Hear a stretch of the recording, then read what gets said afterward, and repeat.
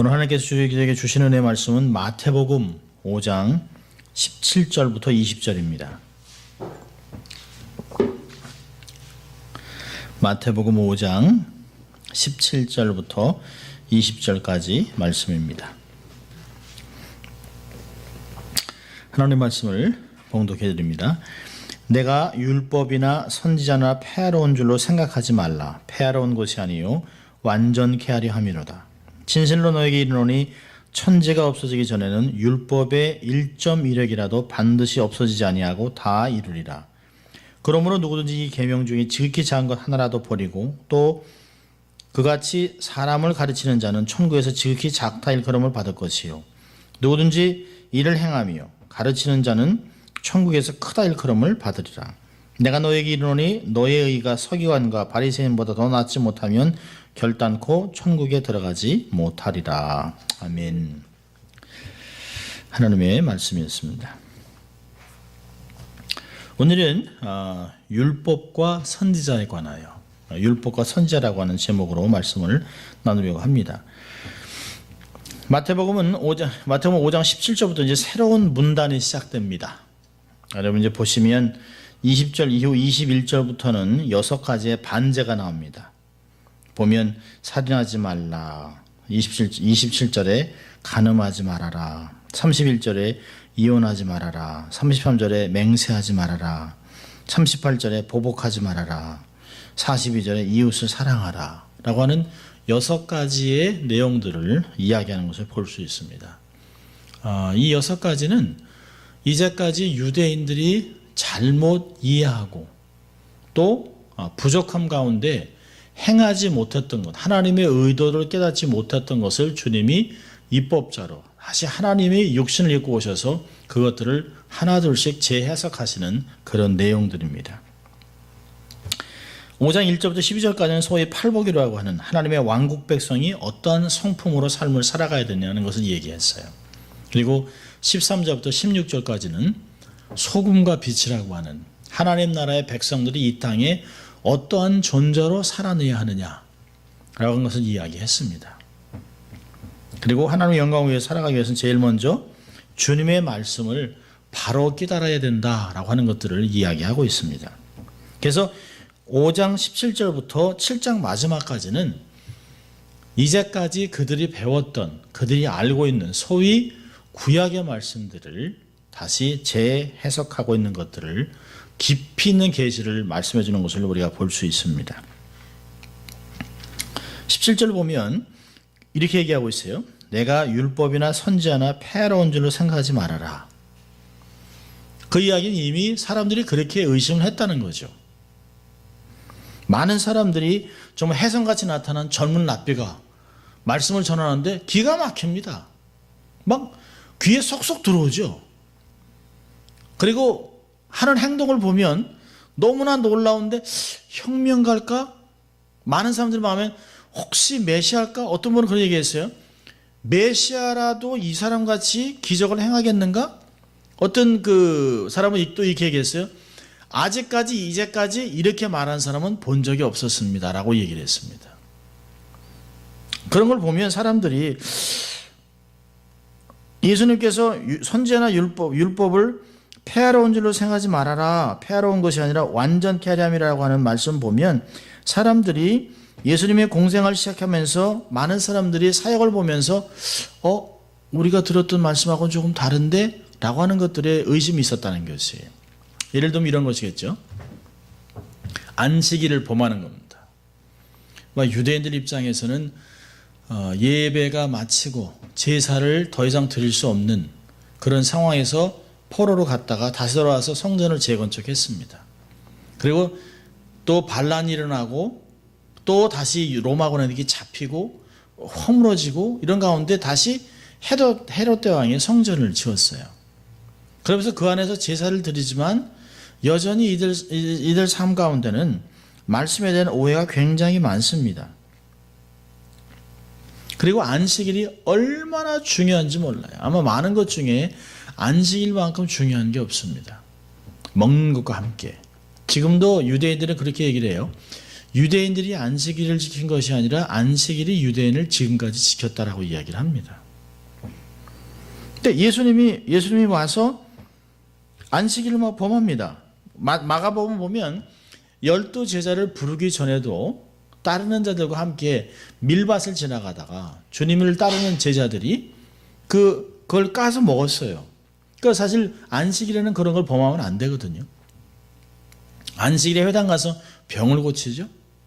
또 율법이 금하고 있는 창기, 또 천벌을 받았다고 하는 문둥병자들, 이런 병들을 고치고 세리, 그 나라의 당시에 그 나라의 매국노라고 하는 이 세리들과 함께 식사를 하면서 그들을 사랑하고 이 말씀을 나누는 것을 보면 서기관, 바리새인, 사두개인들, 이런 제사장들은 도대체 하나님의 말씀을 전한다고 하는 것이 어떻게 저럴 수 있는가? 어떻게 안식일에 병을 고쳐? 어떻게 안식일에 일을 해? 어떻게 안식일에 노동을 하는 거야?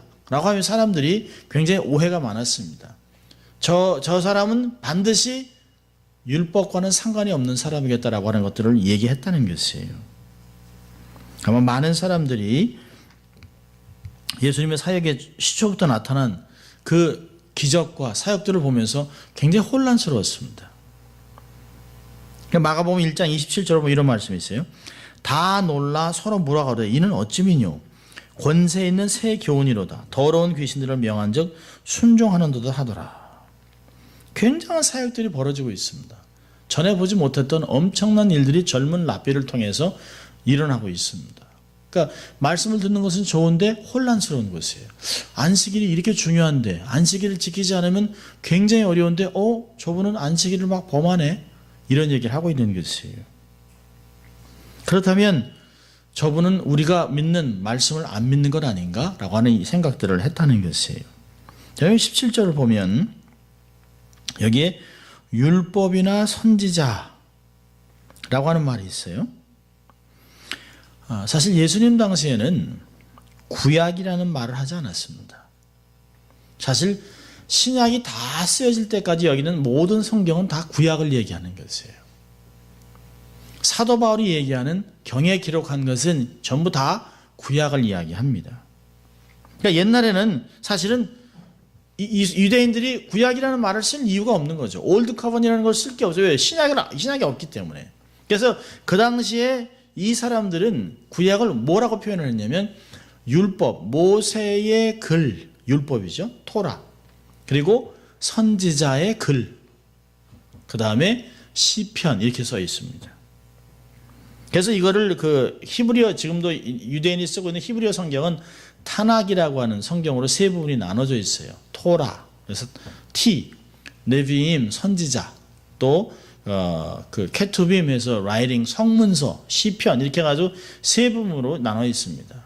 여러분 누가복음 24장을 보세요. 누가복음 24장을 보면 엠마오로 가는 제자들에게 예수님이 성경을 가지고 그들의 마음을 풀어주고 있어요. 의심을 풀어주고 있는데요. 여기서 사용하는 말을 이렇게 사용합니다. 누가복음 24장 44절. 누가복음 24장 44절. 우리 같이 읽습니다. 또 이르시되 내가 너희와 함께 있을 때에 너에게 말한 바 곧 모세 율법과 선지자의 글과 시편의 나를 가리켜 기록한 모든 것이 이루어져야 하리라 한 말이 이것이라 하시고.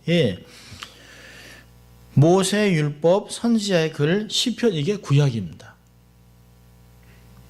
그러니까 예수님이 이 성경을 통해서 쭉 예수님의 메시아의 사건을 처음부터 모세오경으로부터 해서 선지자 예언된 것, 그다음에 시편에 기록된 모든 것들을 다 얘기했다는 것이에요. 그러니까 예수님께서는 대표적인 용어를 사용하셔서 율법과 선지자라고 얘기하시는 것이에요. 그러니까 율법이나 선지자라고 하는 건 뭐죠? 구약 전체를 이야기하는 것입니다. 그러니까 제자들이 예수님 얘기하실 때 17절에 5장 17절에 내가 율법이나 선지자나 라고 하는 말을 들을 때 율법의 어떤 부분이나 선지자의 어떤 부분 이렇게 얘기하지 않는 것이에요. 그들이 얘기할 때 하나님이 우리에게 주신 계시 전체 말씀을 얘기하는구나, 그렇게 들었던 것이에요. 그러니까 주님께서 여기에서 율법과 선지자의 말을 쓰실 때는 종합적으로 하나님의 말씀, 구약을 이야기합니다. 어떤 때는 율법, 선지자, 시편이라고 얘기하기도 하고 어떤 때는 율법과 선지자, 또 어떤 때는 한 단어만 써요. 율법에 너희의 율법에 말하기를 이렇게 예수님이 지적할 때가 있습니다. 율법이라는 말 한 말을 가지고도 구약 전체 말씀을 가르친 적이 있습니다. 자, 몇 가지 한번 더 예를 들어볼까요? 우리 마태복음 7장입니다. 마태복음 7장에도 이 말씀을 하세요. 7장 12절. 마태복음 7장 12절. 읽어볼까요? 그러므로 무엇인지 남에게 대접을 받고자 하는 대로 너희도 남을 대접하라. 이것이 율법이요 선지자니라. 이 구약 전체라는 거예요. 모세오경과 선지자 전체 처음부터 끝까지 전체가 그렇게 얘기한다는 것이에요. 어떤 율법사가 예수님께 찾아와서 예수님, 라피요, 율법 중에 어느 계명이 가장 큰 것입니까? 라고 물으니까요. 예수님께서 신명기 6장 5절에 있는 마음과 뜻과 정성과 힘을 다해 주 너의 하나님을 사랑하라는 말씀과 레위기 19장 18절에 있는 말씀들은 내 이웃 사랑이를 내 몸과 잘하는 말씀을 섞어서 인용하면서 마태복음 22장 40절에는 이렇게 얘기합니다. 이 두 계명이 온 율법과 선지자의 강령이니라. 자, 누가복음 16장을 가보세요. 더 자세합니다. 누가복음 16장 아주 정확한 경계선을 그어놨어요. 누가복음 16장 16절입니다.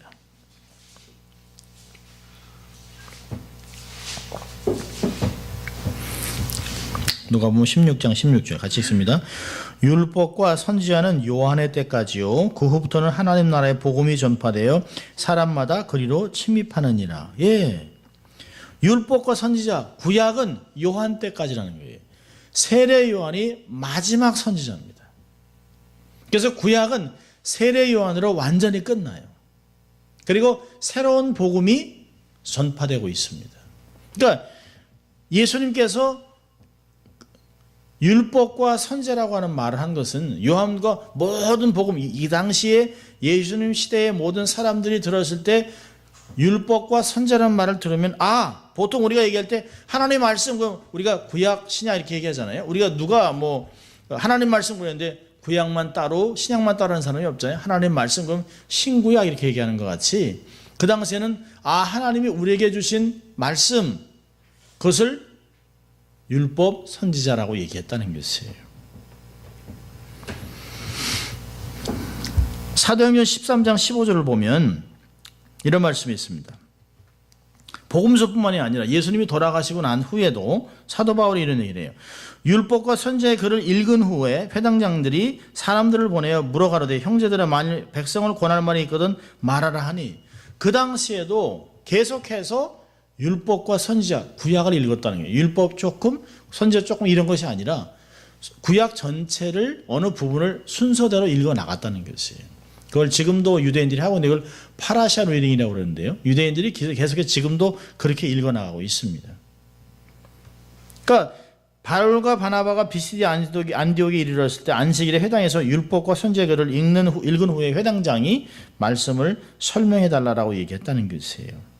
그러니까 율법과 선지자라는 구약적인 용어는 적어도 그때 유다 사람이 들을 땐 하나님 말씀, 구약 이렇게 있었다는 거죠. 그러니까 이 전체 계시록까지 이야기하는 성경은 구약을 이야기하는 것이에요.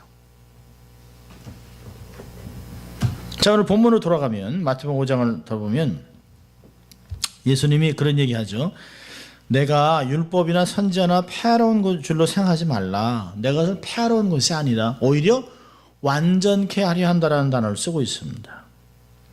그러니까 사람들이 생각하는 것 같이 내가 너희들이 생각하는 것 같이 안식일을 범하거나 하나님이 원치 않는 것들을 하는 것이 아니라는 것이에요. 너희들이 오해하고 하나님의 뜻을 이해하지 못해서 그런 것이지, 나는 아직까지 너희들에게 계시되지 못했던 내용들, 구약에는 율법을 많이 줬는데 이 말씀들이 그 당시에는 그 나름대로 모세 율법과 선지자와 시편이 그 당시에 역할을 했지만 충분한 계시가 주어지지 않았기 때문에 미비한 부분을 내가 와서 설명함으로 확실하게 명확한 말씀으로 만들어내고 있다는 게, 완전하게 흘러넘치도록 해주겠다라고 하는 말씀을 하고 있습니다. 구약시대 모든 제도와 계시는 것으로 늘 당시의 임무를 다 했어요. 그러나 모형입니다. 마치 신약에 나와 있는 예수 그리스도의 모형으로 그림자 역할을 했습니다. 히브리서 1장 1절과 2절을 보면 이렇게 말씀을 하고 있습니다. 히브리서 1장 1절. 자, 읽어드릴게요. 옛적의 선지자들로 여러 부분과 여러 모양으로 우리 조상들에게 말씀하신 하나님이 이 모든 날 마지막에 아들로 우리에게 말씀하셨으니 이 아들을 만유의 후사로 세우시고 또 저로 말미암아 모든 세계를 지으셨느니라. 그렇잖아요. 옛날에 선지자들에게 이렇게 조금씩 그림으로 보여줬습니다. 희미하게 보여줬어요. 그리고 메시아가 오면 이렇게 되겠다. 그날이 되면 그래서 사람들이 조금씩 그림을 갖고 있었어요. 희미하게 봤습니다. 그런데 예수님께서 오시니까 모든 짝이 다 맞은 거예요. 그래서 완전 계시가 일어났습니다. 더 이상 계시는 없어요. 구원받기 위해서 하나님께서 더 이상 계시 주지 않습니다. 계시는 이미 66권으로 끝났습니다. 우리가 얘기하는 계시는 주로 감동을 얘기합니다. 성령의 감동, 깨달음, 이해함이지 새로운 성경에 67권, 68권, 60권 이렇게 써나가는 것이 아니에요. 그러니까 예수님께서 하신 말씀이 맞죠? 히브리서도 마찬가지입니다. 구약에는 선지자에게 우리 조상들에게 조금씩 여기 조금 이렇게 해서 메시아는 이럴 수 있겠다라고 하는 것이 예수님이 직접 오셔서 완전 풀 픽처를 주셨다는 것이에요. 예수님께서 오늘 말씀하신 그 말씀이죠. 율법이나 선지자나 폐하러운 것이 아니라 오히려 완전하게 너희들이 확실히 이해할 수 있도록 바로 따라올 수 있도록 그렇게 내가 율법을 설명하겠다라고 이야기하고 있습니다. 여기 보면 참 중요한 말씀하고 있어요. 18절 보면 진실로 너에게 이르노니 20절에도요. 내가 너에게 이르노니 진실로라는 단어가 아멘이라는 뜻입니다. 아멘. 되게 헬라 사람들은 이 아멘이라는 단어를 전혀 이해를 못합니다. 이야기를 하다가 느닷없이 아멘 못 알아들어요. 그런데 유대인들은 이 아멘이라는 말이 무슨 뜻인지 압니다. 우리 대개 아마 우리가 이렇게 알아들었을 것이에요. 진실로 그러면 자 이제 가장 중요한 얘기하니까 주모야 그런 뜻이 아닙니다. 이제까지 아마 그렇게 많이 들었을 거예요. 이제 아주 중요한 얘기를 하기 때문에 truly 진실로 이제 너희들이 꼭 귀를 열고 들어야 된다 그 말이 아닙니다. 여러분 처음에 마태복음을 왕의 복음이라고 얘기했어요. 예수님이 왕의 족보에서 태어나서 또 왕으로 대관식을 해서 세례를 받으시고 왕으로 사단이 거하는 그 광야에 가서 정복하고 그리고 와서 하늘나라의 하나님의 나라의 왕의 백성들은 어떠한 모습으로 살아야 되고 그런 걸 얘기하고 있는 것이에요. 그렇다면 여기서 내가 진실로 너에게 이르노리 하는 말은 뭘까요? 입법자로 최고의 권위를 가지고 얘기하는 거예요. 마치 하나님이 얘기합니다. 여러분 그 당시에 많은 사람 제자들이 들을 때 그 당시에 서기관이나 또 바리새인이나 이런 제사장들은 늘 얘기할 때 뭐랬죠? 어느 랍비가 이야기하기를 어느 선지자가 얘기하기를 이렇게 늘 인용을 해왔습니다.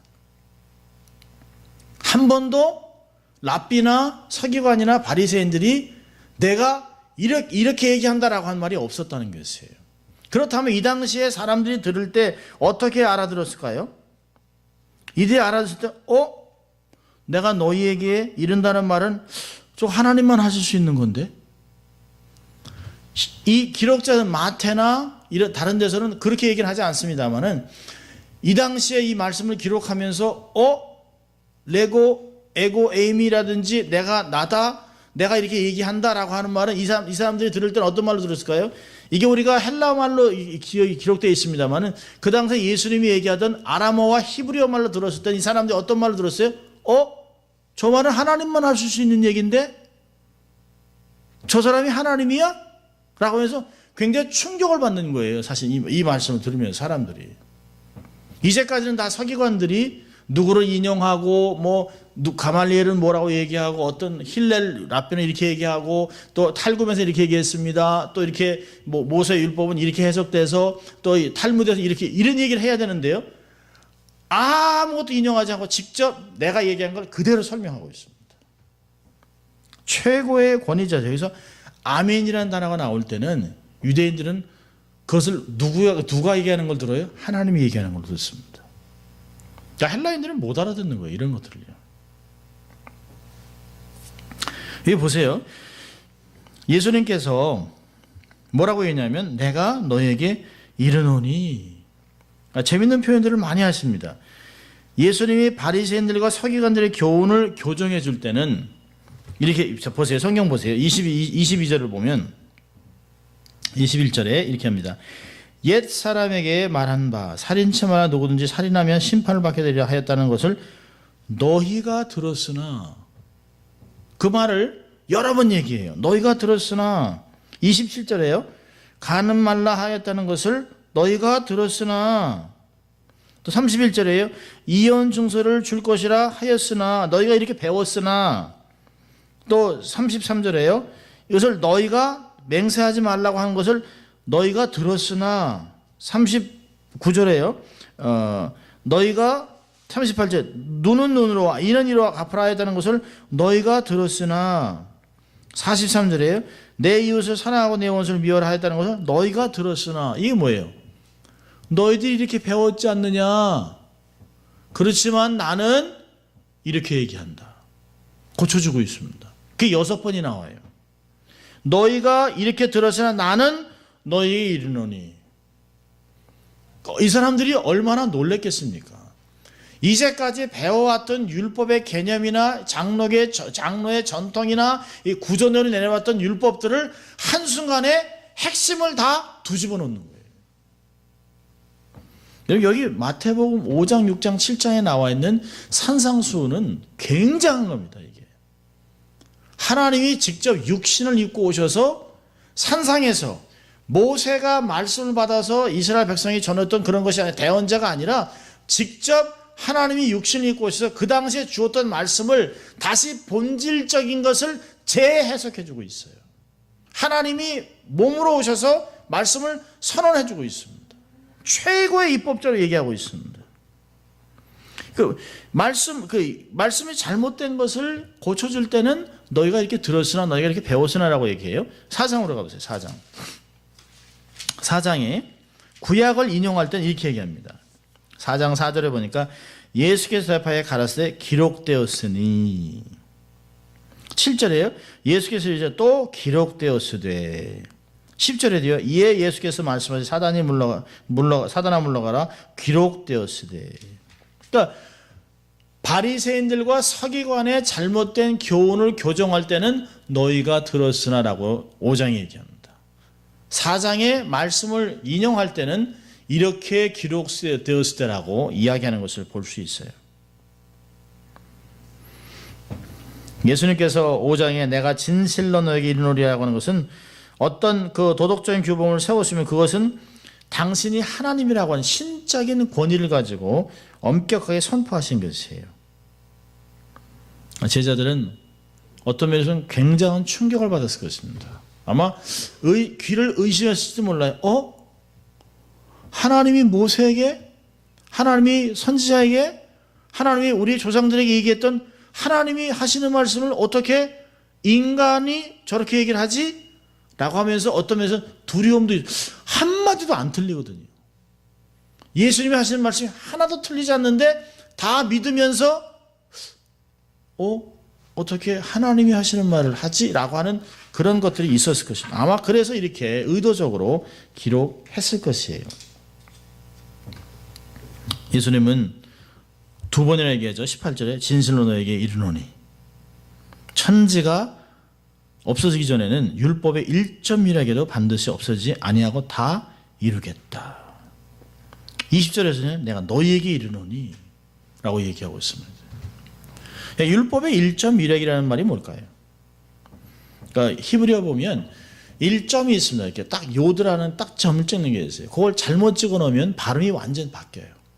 1획이라고 하는 것은 이렇게 기역자를 꺾을 것인가 동그랗게 할 것이냐에 따라서 이게 다윗이 될 수 있고 레위가 될 수도 있어요. 그러니까 잘못 그려놓으면 다윗 해서 다윗이 돼야 되는데 레위드라고 될 수 있습니다. 그러니까 점 하나 잘못 찍으면 완전 다른 의미가 나올 수 있습니다. 여기서 율법의 1.1획도 없어지지 않고 반드시 이루겠다는 말은 뭘까요? 두 가지 의미가 있습니다. 세상은 없어진다. 세상은 변한다. 여러분, 세상이 없어지지 않는다는 얘기하지 않았어요? 원래 세상이 다 없어졌다고 계시록은 이야기합니다. 세상은 다 마지막에 심판받아 없어질 거라고 얘기를 해요. 그런데 말씀은 변하지 않는다. 말씀은 반드시 다 이루어진다라고 얘기하고 있습니다. 율법이 요구하는 원래 계획했던 본래 목적을 다 이룰 것이라는 것이에요. 이야기는 뭘까요? 이 18절에서 우리에게 얘기하는 건 뭐냐면 너희들이 1.1획이라고 생각한 이런 것들 빼거나 더하지 말라는 것이에요. 빼거나 더하지 말아라. 점을 잘못 찍으면 다른 의미가 될 수 있는 것 같이 너희들이 하나님의 말씀에 더하거나 빼면, 계시록에서 말씀하잖아요. 이 말씀에 더하거나 빼면 하나님이 저주를 하겠다고 계시록 22장에 말씀하고 있습니다. 이게 왜 그럴까요?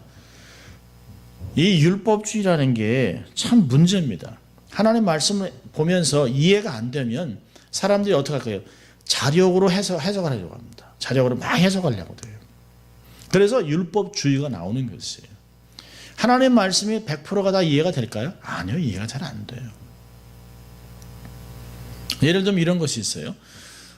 유대인들은 예수님께서 말씀을 주실 때, 하나님께서 백성들을 끌고 오셔서 광야에서 말씀을 주실 때 그때는 유목민들입니다. 유목민들이니까 이들의 재산이 뭐예요? 양입니다. 양, 소, 낙이에요. 근데 안식일을 지켜라 그랬습니다. 근데 안식일을 지키려면 쉬어야 되잖아요. 그런데 이게 짐승이 잘 쉬나요? 소나 낙이나 이런 그 양들이 줄을 끊든지 아니면 치고 나가서 막 도망가는 거예요. 그러면 이제 질문이 나오는 거죠. 그러면 안식일에 내가 얼만큼 뛸 수 있습니까? 얼만큼 갈 수 있습니까? 그러니까 랍비들이 생각을 하는 거예요. 그러니까 이 말씀이 원래는 사실 그 당시에는 어떻게 해석됐는지 모르겠습니다만은 이게 시간이 지나오면서 바벨론의 포로로 갔다 다시 와서 회당 문화가 생기면서 랍비들이 생겼어요. 그래서 첫째 랍비가 에스라입니다.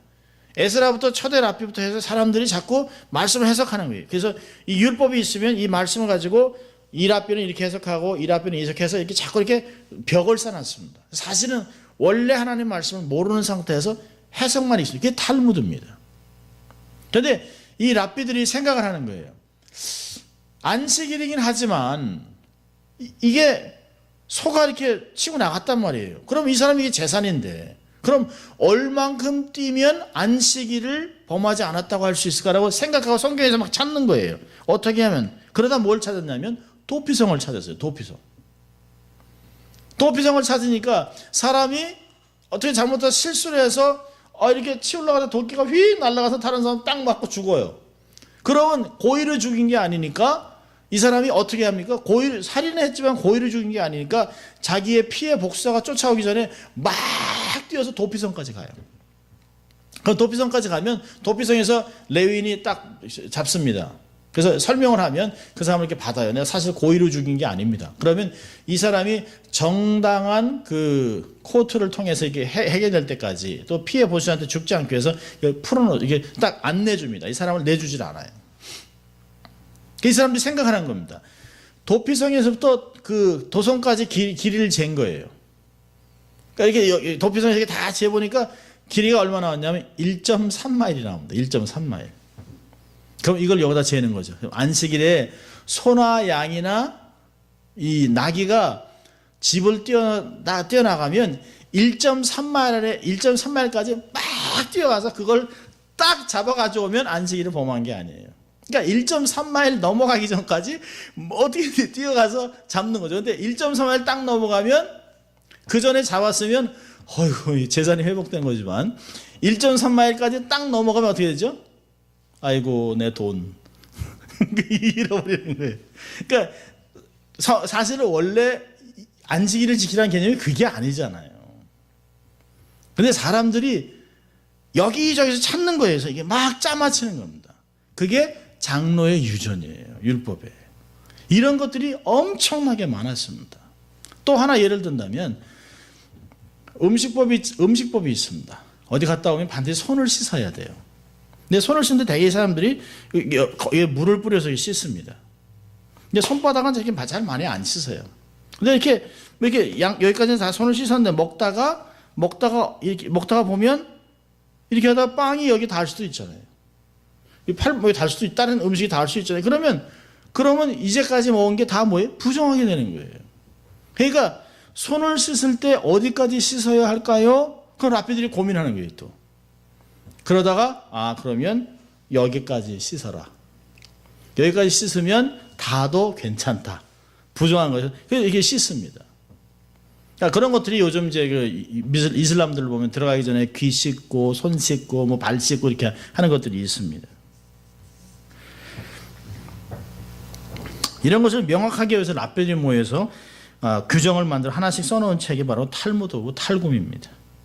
자기들이 유익을 위해서 이런 것을 자기들이 유익을 위해서 이런 것을 어떤 것을 만들까 이렇게 해서 하신 거예요. 그러니까 율법을 주신 하나님의 의도를 생각한 것이 아니에요. 무엇을 이루기 위해서 주은 것일까 생각하지 않는다는 것이. 어찌하든지 간에 자기의 유익을 위해서 했습니다. 그러니까 예를 들면 안식일에 닭이 결혼을 났어요. 달걀을 낳습니다. 그러면 한 개는 괜찮아요. 근데 두 개를 집으면 일이 돼요. 그럼 어떻게 할까요? 장깨를 쓰는 거죠. 옆집 사람이 집어주는 거예요. 아니면 다른 애가 갔다가 갖다 놓는 거예요. 이런 식으로 했습니다. 얼마큼 바느질을 하면 일일까 아닐까. 사실 한국 사람에게도 이런 게 많습니다. 사실은 율법주의가. 아마 옛날 그런 거 생각하실 거예요. 주일 성수. 주일 성수가 대표적인 겁니다. 주일 성수가. 주일에 버스 타지 말아라. 택시 타지 말아라. 옛날 시골에 사실 우리 어르신네들은 이런 거 굉장히 많았습니다. 음식도 사 먹지 말아라. 너무 멀면 토요일에. 이게 옛날에 들었던 이야기입니다. 30리길을 와야 되는데 주일날 아침에 오려면 못 오는 거예요. 그럼 어떻게 해요? 그분들은 토요일날 오는 거예요. 토요일날 30리길을 와서 교회에서 처리하고 그리고 새벽에 새벽 예배 드리고 그리고 주일 예배를 드린 후에 또 30리길 걸어가는 거예요. 박윤선 박사님도 선교사님이 그 배를 놓칠까 봐 그 선교사님 위해서 택시를 탔어요. 주일날. 그분을 태우기 위해서 택시를 탔다가 교단에서 면직이 됐습니다. 그런 일이 너무 많아요. 주일날 사 먹다가 걸려서 교회에서 성찬 6개월 정지 이런 걸 먹은 사람들도 있습니다. 주일날 절대 사오는 음식을 안 먹는 사람 많잖아요. 어른들 그거 많잖아요. 그런 분이 굉장히 많습니다. 그런데 제일 안타까웠던 건 이런 겁니다. 정말 가난한 가정에서 열심히 공부를 했어요. 열심히 시골 목사님이 기도해주고 열심히 해서 이제 국가고시를 치려고 그러는데 국가고시 보는 날이 주일이네요. 고민하는 거예요. 이 청년이. 내가 믿음을 지킬 것인가. 그러다 결국은 내 믿음 때문에 국가고시를 치지 않기로 결정했습니다. 여러분 이게 믿음일까요? 아니에요. 이건 율법주의예요. 율법주의. 율법에 대한 이해함이 약하면 하나님이 왜 안식일을 주셨냐? 이거는 그 당시에 이스라엘 사람들에게 특정 사역을 위해서 그들에게 안식을 하게 한 거예요. 모든 백성들, 이방인들에게도 안식하라 그런 얘기가 아닙니다. 율법에 대한 이해함이 약하면 하나님이 의도하신 것을 충분히 이해하지 못하면 이 의미가 희미해져요. 그래서 어찌하든지 간에 내 힘으로 이 말씀을 이루려고 합니다. 그게 어떻게 돼요? 자력권이 되는 거예요. 자력권. 내가 열심히 해서 최선을 다해서 말씀을 막 지키려고 애를 씁니다. 안식일을 지키라는 말은 유대인들에게 주셨어요. 하나님의 사역을 특수한 목적과 특수한 관계를 가진 사람들에게 하신 것이에요. 하나님의 이 사용자로 하나님의 사역자를 만들어서 역사의 도구로 그들을 사용하기 위해서 하나님의 나라를 진행하시려고 했던 것이에요. 근데 우리가 어떤 율법을 막 지키려고 하면 한 가지만 잘 지키면 뭡니까? 613가지가 있는데 612가지를 잘 지켰다가 한 가지 덜컥 못 지키면 그냥 끝나는 거예요. 그래서 갈라디아서 3장 10절에 이렇게 얘기합니다.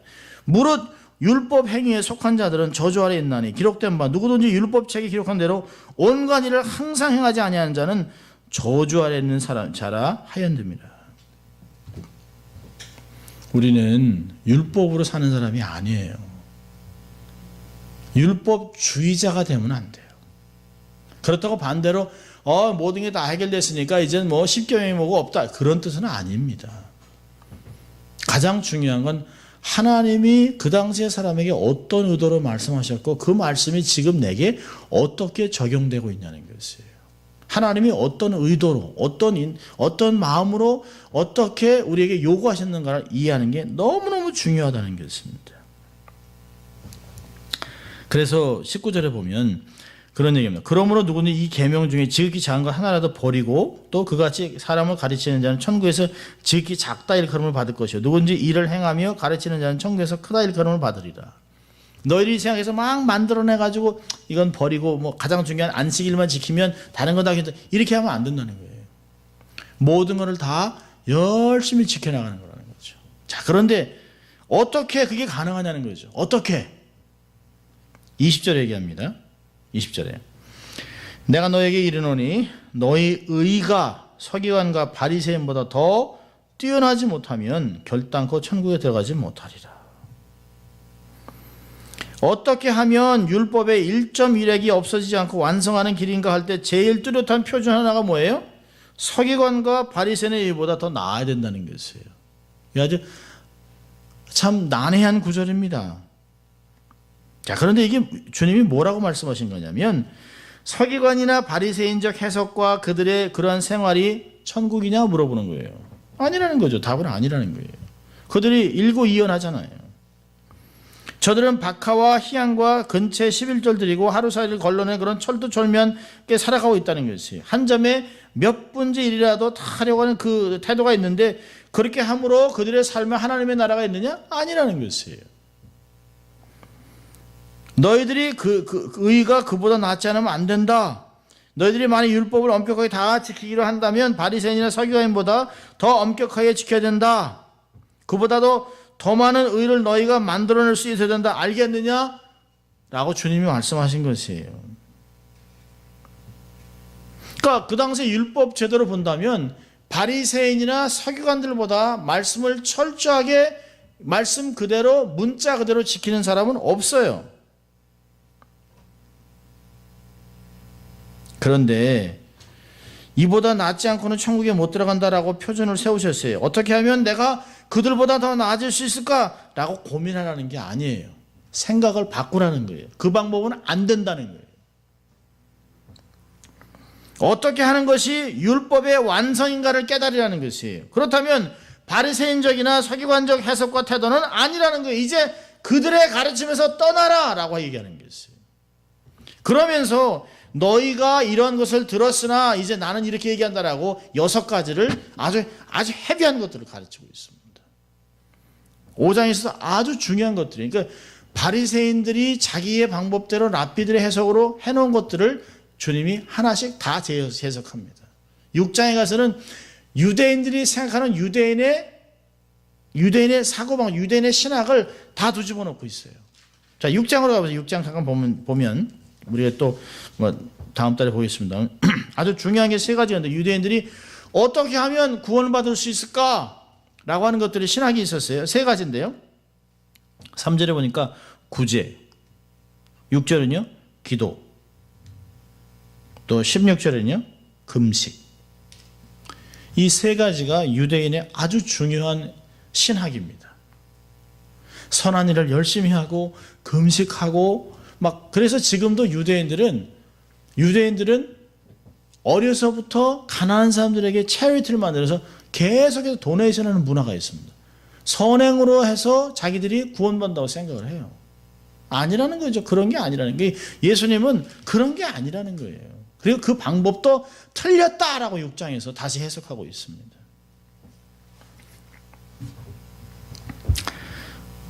바리새인들과 서기관들은 모세가 제정한 모든 법칙 위에 전통과 자기네가 고집한 주장과 해석들을 계속 붙이고 또 붙입니다.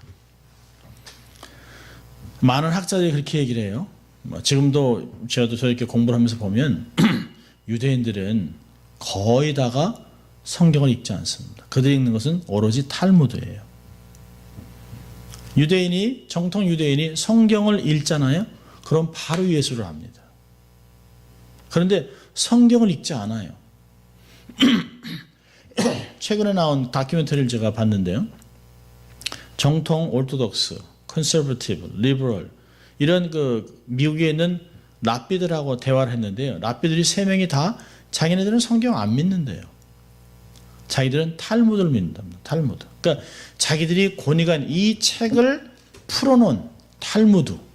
그것도 이렇게 방대한 책이 39권이나 있는 그 엄청난 책. 자기들도 다 못 읽어요. 그러니까 누가 뭘 물어보면 랍비가 어떻게 해석했나? 라고 그걸 가지고 얘기하는 거예요. 이 사람이 이 사람하고 싸우는데 법적인 문제가 생겼습니다. 그러면 랍비가 일주일 동안 탈무드를 보는 거예요. 싸움에 대해서 어떻게 뭐가 나왔나 그걸 찾는 거예요. 찾아서 힐렐 랍비는 이렇게 얘기하고 누구는 이렇게 하고 이렇게 했는데 요게 이 사람한테 가장 잘 맞는구나 해서 그걸 상담해 주는 거예요. 성경은 전혀 없습니다. 한 번은 제가 이제 테스트머니를 들었는데요. 정통 유대인인데 자꾸 성경을 읽고 싶은 거예요. 그래서 자기 아버지에게 아버지 제가 성경 읽어도 되겠습니까? 그랬더니 아버지가 안 된다. 탈무드를 읽어라. 그게 뭐죠? 랍비들의 생각을 가지고 성경을 읽어야 된다는 거죠. 너는 성경을 볼 수 있는 자격이 없다.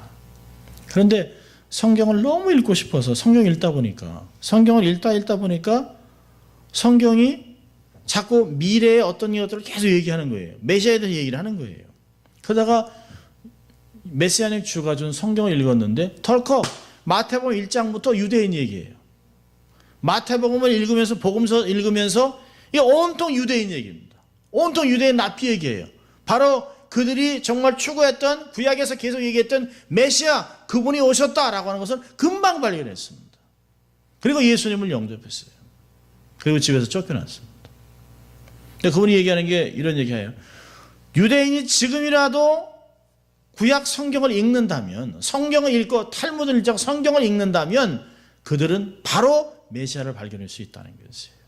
그런데 구전, 쓰여진 것이라 구전, 장로의 구전, 장로의 해석, 랍비들의 해석들을 가지고 지금도 살아가고 있다는 것이에요. 제가 이스라엘에 갔을 때도 보니까 성경을 읽는 게 아니라 탈무드를 읽습니다. 탈무드를 계속 하루에 그 통곡의 배 앞에서 계속 탈무드만 읽어요. 성경을 안 읽습니다.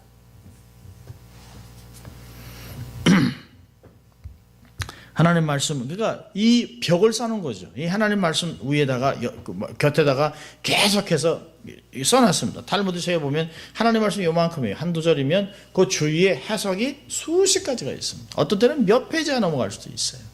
그러다 보니까 성경을 읽을 수가 없어요. 그러니까 세월이 지나면서 제도를 만들고 전통을 만들고 세월이 지나면서 하나의 의도는 퇴색해지고요. 하나님 말씀과는 전혀 다른 의도로 해석되고 이상한 종교를 만들어내는 것이죠. 예수님의 율법에 대한 태도는 뭘까요? 예수님이 얘기하는 율법은 나쁜 것이 아니라는 거예요.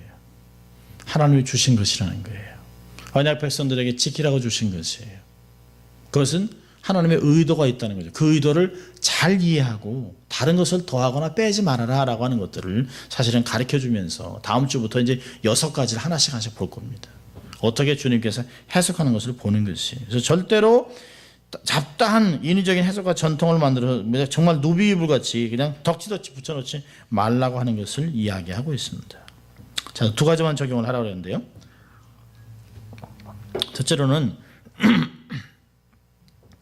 말씀의 목적을 이해하라는 것이에요. 하나님이 율법을 왜 주셨는가? 그러니까 신명기 10장을 보면 12절과 13절에 이렇게 얘기합니다. 이스라엘아 내 하나님 여호와께서 내게 요구하는 것이 무엇이냐 곧 내 하나님 여호와를 경외하여 그 모든 도를 행하고 그를 사랑하며 마음을 다하고 성품을 다하여 내 하나님 여호와를 섬기고 13절이 중요한데요. 내가 오늘날 내 행복을 위하여 내게 명하는 여호와의 명령과 규례를 지킬 것이 아니냐. 하나님께서 말씀을 주신 것은 우리를 족쇄로 채우려고 하는 것이 아니에요. 당신의 무슨 병정들을 만들기 위해서 끈으로 묶어놓은 것이 아니에요. 꼼짝 못하게 로봇으로 만든 것이 아니에요. 우리가 행복하게 하나님의 형상을 가지고 이 땅에서 하나님의 나라의 백성으로 하나님의 왕 같은 제사장으로 이 땅에서 역사를 감당하는 빛과 소금의 역할을 감당하라고 하나님 말씀 주고, 이 안에 어떻게 살아갈 수 있을까? 이 모든 것을 어떻게 우리를 거룩하게 지키고 하나님의 형상대로 살아갈 수 있는 걸, 모든 걸 다 얘기했다는 것이에요. 그래서 사도 바울은 디모데후서 3장 16절 17절 이렇게 얘기합니다. 모든 성경은, 구약에 얘기하는 게, 모든 성경은 하나님의 감동으로 된 것으로 교훈과 책망과 바르게 함과 의로 교육하기에 유익하니 이는 하나님의 사람으로 온전케 하며 모든 선한 일을 행하기에 온전케 하려 함이니라. 우리를 정말 주신 목적을 바로 알라는 거죠. 주님이 그런 얘기 하시는 거예요. 율법과 선지자 내가 폐하러 온 게 아니다. 오히려 완전하게 하기 위해서 왔다고 얘기하고 있습니다. 자, 두 번째로는요. 그렇다면 사랑으로 순종해야 합니다. 깨달았다면 분별해야 돼요.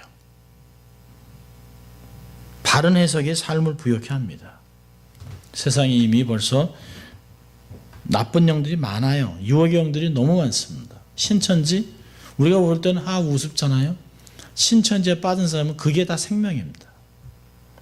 우리가 다 이단으로 생각하고 우리를 살려주기 위해서 그들이 밭으로 들어오는 거예요. 이 교회가 밭이에요.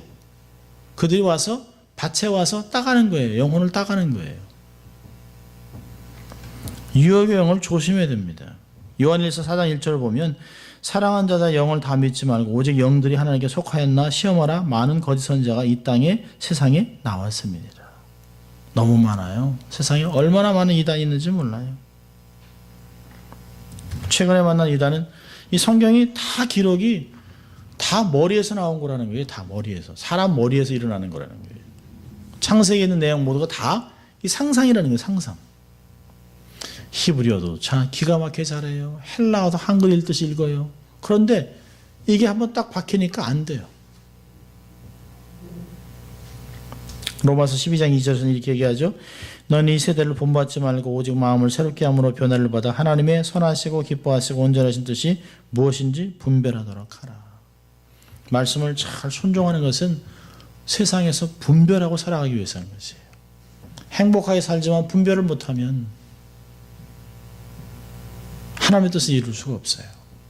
모든 영을 다 따라가는 게 아니라 분별하고 바른 말씀 이해해서 순종하고 그걸 가지고 세상을 분별하고 어둠을 대적하고 그런 역사를 감당하던 하나님이 우리에게 성령의 검을 주신 것이에요. 주님이 말씀하시잖아요. 우리가 율법을 지키려고 해서 되는 것이 아니에요. 주님의 말씀을 순종하고 주님과 함께 동행하는 것이 그게 중요한 것입니다. 주의 은혜 가운데 날마다 우리에게 돕는 은혜를 주시는 그 주님 앞에 은혜를 받기 위해서 긍휼을 얻기 위해서 죽게 나가는 그런 삶이 되어야 할 줄로 믿습니다. 기도하겠습니다.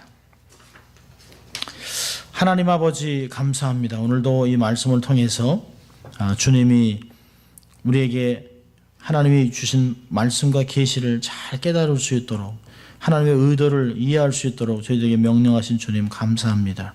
우리의 이해되지 않는 것 때문에 우리의 방법으로 경험으로 지식으로 말씀 풀어나가지 않도록 하시고 혼돈 속에 살아가지 않고 오직 성령의 도우심으로 말씀을 바로 깨달아 세상에서 모든 것을 분별하고 하나님의 역사를 감당하는 저희들 될 수 있도록 하나님 축복하여 주시옵소서. 감사하고 예수님 이름으로 기도합니다. 아멘.